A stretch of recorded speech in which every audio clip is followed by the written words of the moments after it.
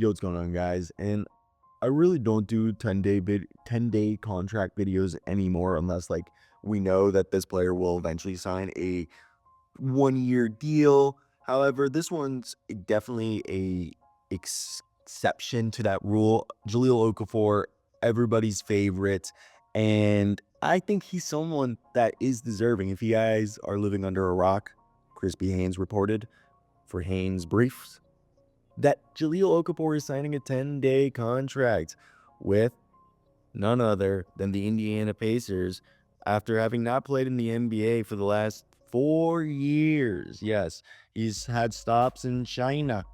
He's had stops in the Puerto Rican League, as well as the Spaniard League in Spain, and played in Euro Cup. I think it's going to be fun. Let's get right into it. Hit that like and subscribe button. I want to hear your opinions.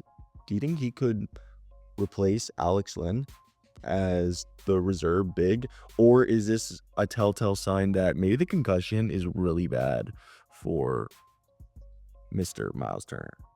When I heard the news that the Indiana Pacers were signing Jahlil Okafor to a 10-day contract, my first thought was, honestly, it's about time someone gave this guy a shot. He's been out of the league for 4 years. The former number 3 overall pick, yes, that's a lifetime in basketball years, even more in dog years. But here's the thing. Jahlil Okafor's story isn't just about a guy who came into the NBA 15 years too late. Honestly, after digging around and looking at his journey overseas, I really do think he's kind of changed his game. He's also lost weight, a significant amount, 250 pounds he's listed at now. And I think the obvious thing with the Indiana frontcourt, Isaiah Jackson is done with the Achilles tear. You had James Wiseman shipped out of town for the same thing, as they salary dumped him. They did bring in Alex Len, by the way. And Myles Turner, their only healthy and formidable big man, is currently day-to-day with a concussion. And it might be worse than you'd think. And honestly, Thomas Bryant has been really solid. He's serviceable, but there's a reason why he's been a career backup. And Thomas, I've spoken to Thomas. He's a nice guy. When I look at the Pacers, they ranked 28th in rebounds this season. And just let that sink. I've always said it. To win in the NBA, especially in the playoffs, you need to physically impose your will. You need, even when your shots aren't falling, if you can demoralize your opponent, lower the opposing team's morale, victory can be achieved easier, even if things aren't going according to plan for yourself. And that's not just the thing in sports. That's really a tactic in the art of war. Now, they're the third worst total rebounding team in the league, third worst offensive rebounding team. And their opponents are feasting on second chance opponents. Where controlling the glass, I feel like, is half the battle. Their opponents are out rebounding them by nearly 3 boards a night. And it shows. And this is where I think we got to say enter Jahlil Okafor, as he's reimagined himself as a role player. The Pacers aren't just signing the 2015 version of Jahlil Okafor, the plodding, post-heavy, bulldozing defenders in the post that averaged 17.5 points on 50% shooting.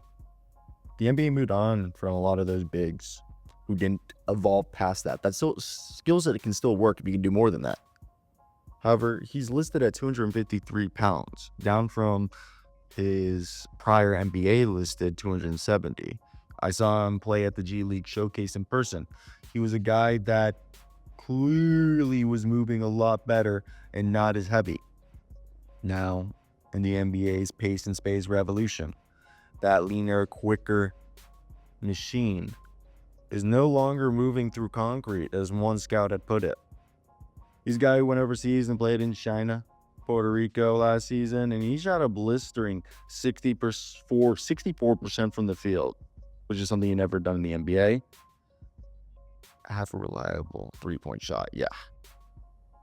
He had a reliable three-point shot because we knew he could score inside. He was a guy who had refined footwork and had good post moves like he came out of the 83 draft. But if you look what he did in Puerto Rico, Spain, and China, it's not empty efficiency on bad teams. I think it's really a testament of what he's done, going from the maestro in the post, using spins, drop steps, and a soft, feathery touch around the rim. But now, pairing that with a 41.2% three-point stroke, obviously on low volume, for a Pacers team that's fifth in two-point percentage, but struggles with spacing the floor whenever Myles Turner sits, and obviously Alex Len not being a three-point shooting big, Jahlil Okafor's newfound range could unlock lineups. And yes, it's 1.1 attempts per game and a small sample size, but having Tyrese Haliburton's wizardry, it's going to be a lot easier to find good looks. 6.4 rebounds in just under 22 minutes overseas. It's not going to be screaming dominant to anyone who looks at that. But pair that with Thomas Bryant and Jahlil Okafor, who's also was averaging overseas almost 2 offensive rebounds a game. And I know it's a different league, but this is the third worst offensive rebounding team. Anything, even a slight bump, would help fuel Haliburton's transition game, something that we rank 9th in assist percentage, but often stall due to poor board retention. And I want to say his playmaking has quietly blossomed. He's dishing out almost over about 3 assists a game, but at times 4 assists a game. And imagine Jahlil Okafor, who can kick it out to Benedict Mathurin in the corner or hit at Pascal Siakam on the cut. I really think that's the kind of connective tissue in Indiana's second unit they really need. And defensively, he's obviously no Myles Turner, but we've talked about the rebounding and how that'll help them, as they are arguably one of the worst teams in the league with rebounds. And let's just talk about grit. 4 years grinding in leagues most fans don't follow. That's perseverance. And Zaragoza, he played through injuries, adapted to a faster European style that makes you play without the ball. And in the G League, he's averaging 19 and 9 like he should be. He hasn't stagnated, he's evolved. And is there a risk? Yeah, it's a 10-day contract. The upside outweighs the what ifs, and Okafor isn't here to be a savior. He's here to rebound, be an interior presence, regardless if he blocks shots, just contest shots without fouling, and maybe stretch the floor, while also giving people nostalgia of why he was once thought of being a part of the Sixers process cornerstone. And honestly, I'm rooting for him, because in a league that often writes players off too soon, second chances matter. Welcome to Indy, Jahlil, and I think Rick Carlisle is going to like a big who can pass, screen, and stretch defenses.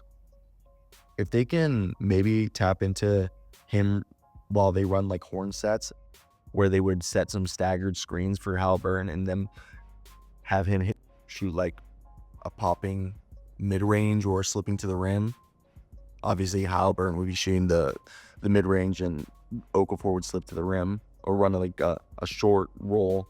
And the other ones is obviously how his passing could shine pistol actions, where he'd catch it at the elbow drop, and he'd hit shooters like Neesmith, who would be flaring to the corners. And defensively, I think Rick Carlisle would prioritize positioning over the shot blocking, as opponents shoot 65.4% within 5 feet against him. So that's not great.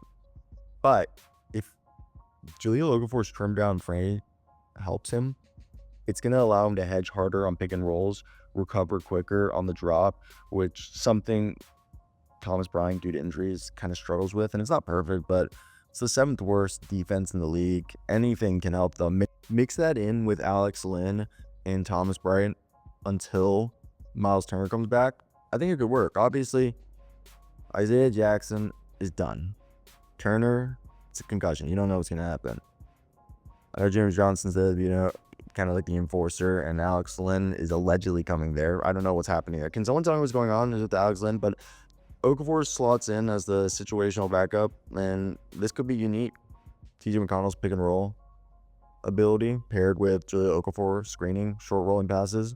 Imagine McConnell driving baseline, drawing 2 defenders, and kicking it to Okafor, who's at the dunker spot.